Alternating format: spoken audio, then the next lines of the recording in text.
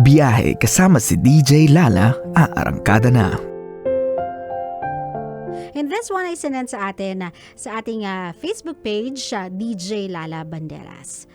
Ito po ang biyahe ng buhay ni Jules. Hi DJ Lala, maganda ka pa po sa gabi. Ganyan. Sumipsip kayo. Ang tanong ko lang po ay, kailan nga po ba dapat magpakasal ang dalawang nag-iibigang mag-irog? Mag 5 years na din po kami this June 2023. Lagi na lang pong bukang bibig nila. Kailan po ang kasal? Hihingi lang po ako ng payo mula sa Plaridel, Bulacan. Kabisyo po ako since nakalimutan ko na po kung kailan. Salamat po and more power to your show.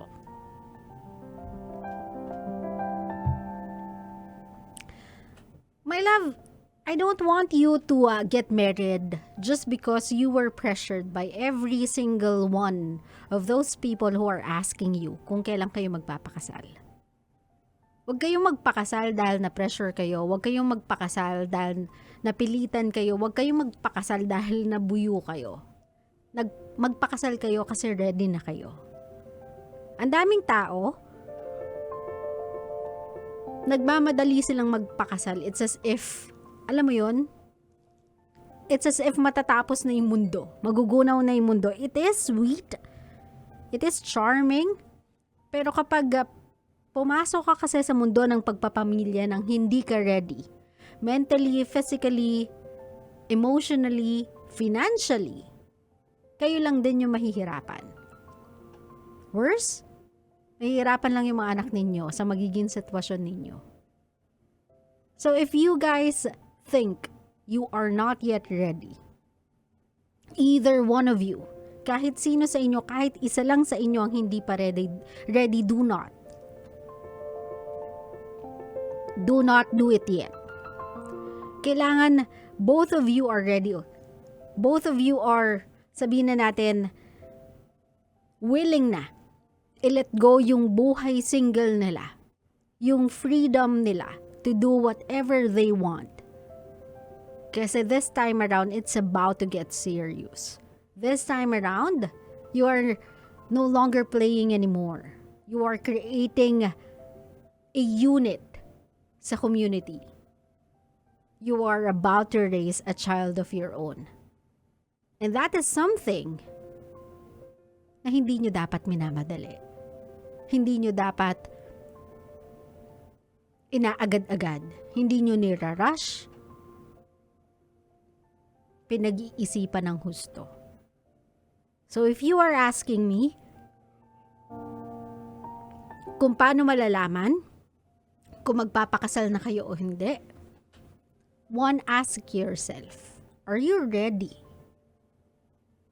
na maging responsable sa buhay ng iba?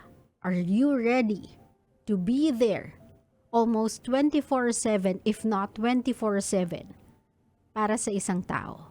Are you ready to let go of any vices, mga bisyo, mga luho? Because right now, kung ano man sa'yo, kanya na din.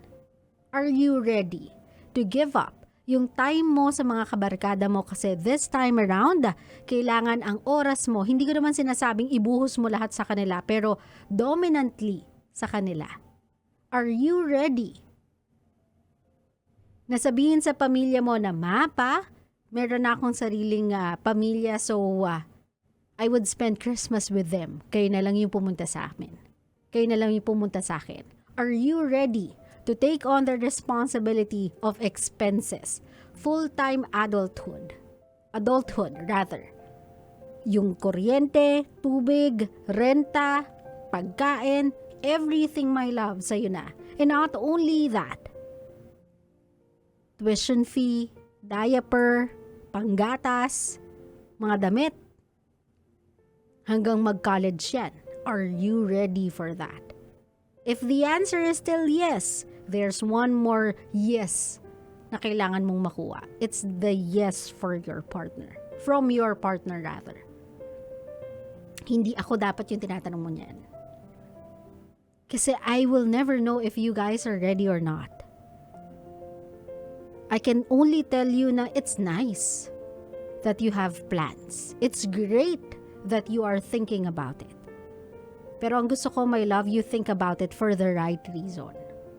Pakasalan mo, hindi lang dahil mahal mo. Pakasalan mo kasi handa ka na. Ito na yung end game mo. Handa ka nang isuko yung pagkabinata mo para sa taong to. That's how you know you're ready, my love. Yun yung gauge mo na handa ka nang lumagay sa tahimik kasama ng babaeng to.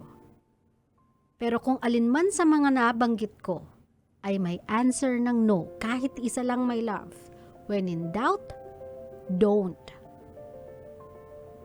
Ang kasal, katulad na lang po ng sinasabi ng mga nakakatanda sa atin, ay hindi parang mainit na kanin. Na kapag napaso ka, pwede mo iluwa. It's true. Totoo yun. So again, love, do not decide when you're happy. Decide when nothing special is going on. When it's a normal day and you cannot think about anything else na pwedeng mangyari sa buhay mo ng maganda nang hindi siya kasama. Kapag dumating siguro yung araw na yon sa'yo, my love, kapag naramdaman mo na wala na akong hanapin pa, I am happy, I am ready. Kung ano man ibibigay sa akin na pagsubok ng buhay kong to, handa ako. Sa isa lang hindi, ang mawala siya sa piling ko. It's mushy, it's corny, it's overly romantic, I know that. Pero that's how it should feel. Para masabi mo sa sarili mo na, ako personally, handa na ako. And when you pop that question, kasi ready ka na eh. Hindi mo malalaman yung sagot niya kung ready na siya unless you pop the question. Now, will you marry me? And she said yes. Now you get into business with this person. You start to plan your life. You start to gauge na, are we ready in 2 years? Or are we ready now? Are we ready next year? Or kaya na natin to by the end of this year? Saka nyo i-gauge yung readiness ninyo sa basehan ng mga necessities in life. Doon napapasok yung financial stability nyo as a couple. Para hindi kayo magpapakasal nang nganga kayo pareho. Kasi, again, katulad na lang din ng mga sinasabi ng mga matatanda, my love, kahit gaano nyo pa kamahal ang isa't isa, hindi po nakakain ng love. Let's be practical. Hindi yan nakakain. Hindi yan na ibabayad sa school bilang pantuition. Hindi yan na ipang-go grocery. Hindi yan na ibabayad sa Meralco, sa Maynilad, sa Manila Waters. Hindi yan na ibabayad dyan. That's the reason why we have to be smart. No matter how long yung kailangan mong hintayin, basta ready ka in all aspects. It's complicated, it's hard, but it will always be worth that journey. Kasi you know na kapag tama yung pagkakabuo mo dito, pagka tama yung pagkakabuo mo ng pundasyon ng pagsasama ninyong dalawa at pagsisimula ninyo sa buhay mag-asawa, that day will be the start of the happiest days of your life.